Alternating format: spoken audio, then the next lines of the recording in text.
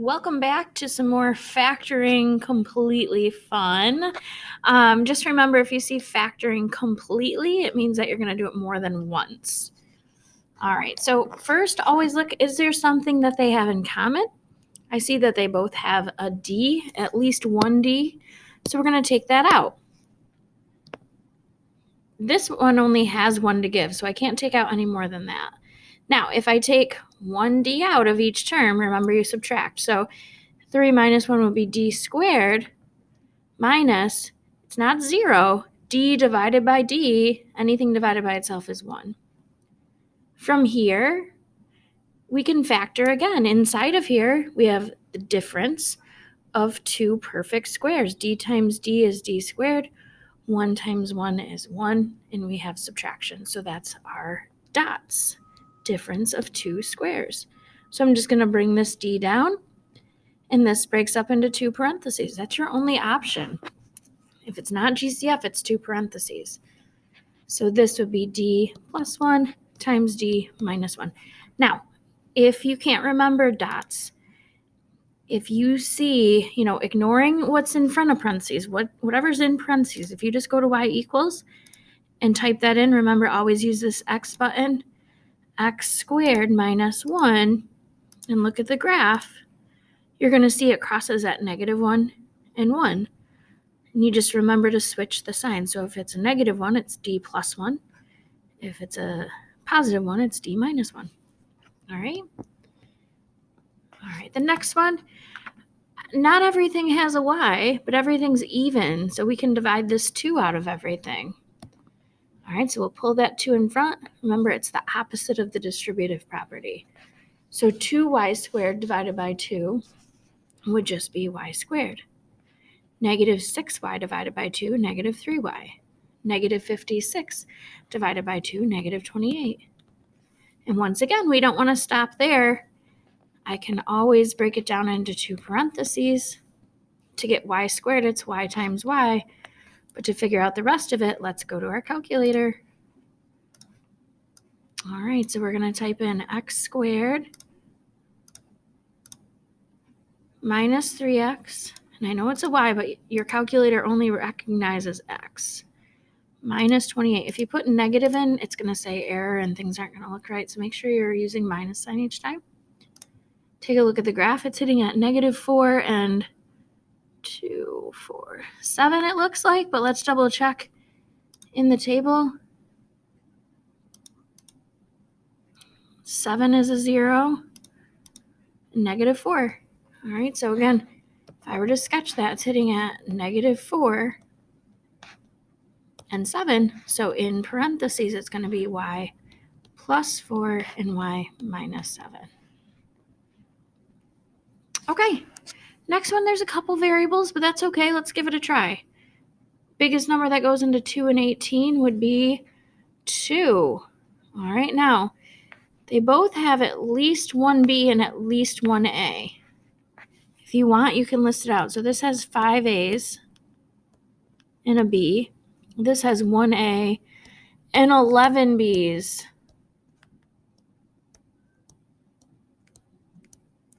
So what do they have in common? Well, this one only has 1 A. This one only has 1 B. So just an A and a B. You're taking out 1 A and 1 B from each one. So 18 divided by 2, 9. Now, if I take the B out of this one, there's no more B's left. I had 5 A's. And look up here. If you list them out, you can count and see what's left. You took the A and the B out. There's 4 left. Keep your minus sign. 2 divided by 2 is just 1. You took the A out, and you took out one of the B's. So I'm just left with 10 B's, B to the 10th. If you have them listed out like this, you can just count. All right, and once again, if it says factor completely, we're going to factor a second time. All right, if it's even and it's subtraction, then it's dots, difference of two squares. So I'm going to just break it up into two parentheses. Focus on what's before the sign first. To get 9a to the 4th, and we break it up evenly, it would be 3a squared times 3a squared. 1 plus 1 minus. If I break this up evenly, it'd be b to the 5th times b to the 5th. Quite a tricky one right there. All right, let's do a couple more and we'll call it. So 8, 48, and 64. Remember, if you're not sure what the biggest number is, if you're like, I don't know if it's 8, maybe it's 4, check. Like, I know 8 goes into 64, but maybe let's just check 48. Maybe you know, that's fine.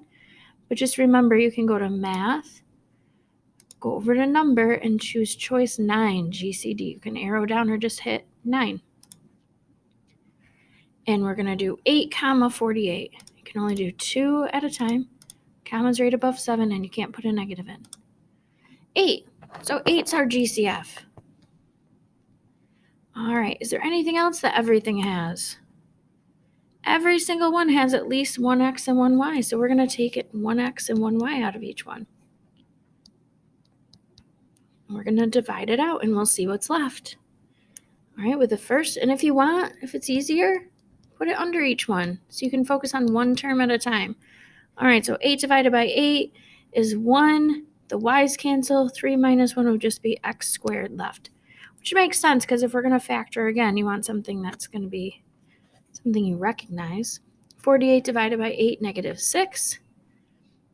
The y's cancel. 2 minus 1 would be just 6x. All right, and the last one, the x and the y cancel. 64 divided by 8 is just 8.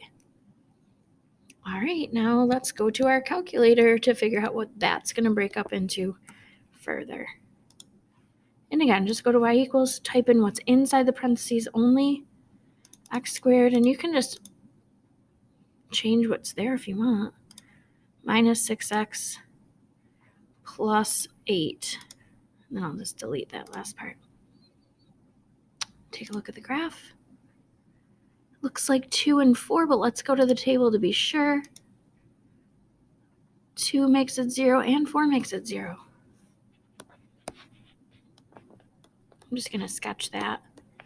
So in parentheses, it's x minus 2 and x minus 4. All right, last one. There is no GCF, so the only other way that you can factor is 2 parentheses. This one's going to get interesting. All right, it's dots, right? Because you have the difference of 2 squares. So to split this up, x to the 8th times x to the 8th. 1 plus, 1 minus. Now the square root of 16, it's not 8 and 8. Remember, you're not dividing it by 2. You get second mode, then we'll do second x squared. 16, the square root of 16 is 4.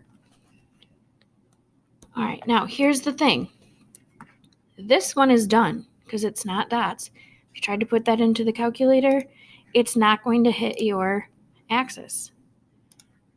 Let me just show you. X raised to the 8th, get out of there, plus 4.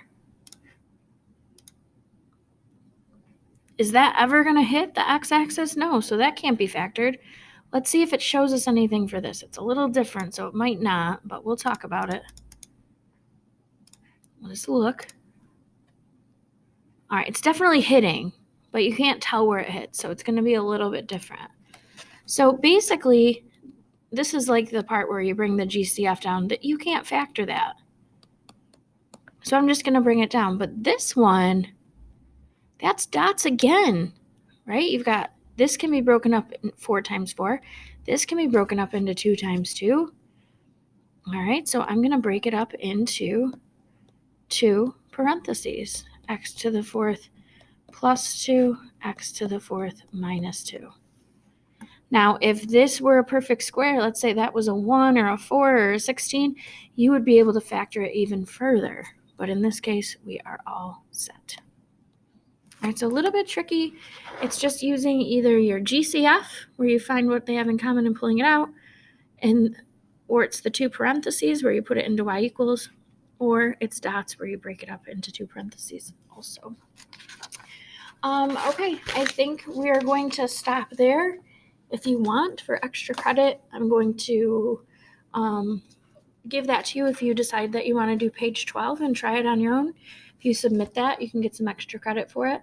Otherwise, we are set with this unit. This will not be on the test. we're going to be moving to inequalities next unit. If you have any questions, let me know. Have a great day.